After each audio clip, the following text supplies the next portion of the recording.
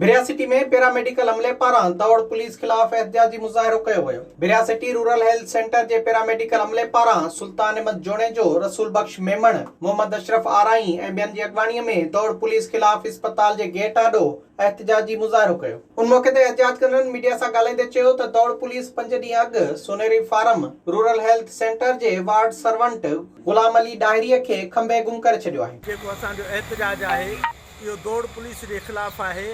दौड़ पुलिस असांजे पैरामेडिकल जो साथी आहे Ghulam Ali डाहिरी, ward servant RAC भिरिया RAC सोनेरी फार्म, उनखे दौड़ पुलिस खंभे ऐं गुम करे छॾियो आहे।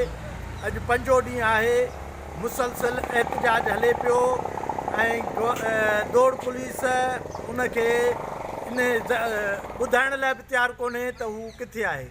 असां मुतालबो था कयूं त महिरबानी करे वार्ड सर्वेंट RAC सोनेरी फार्म गुलाम अली डाहिरीअ खे दौड़ पुलिस खां जल्द जल्द बाज़ियाब करायो, जे न त हिन एहतजाज जो दाइरो अञा वधाईंदा। अॻवाननि IG सिंध ऐं ॿियनि अमलदारनि खां मुतालबो कयो त खंबियल गुलाम अली डाहिरीअ खे आज़ादु करे बेचैनी ख़तमु कई वञे। विज़िट कयो अवामी आवाज़ मीडिया ग्रुप जी वेबसाइट awamiawaz.pk।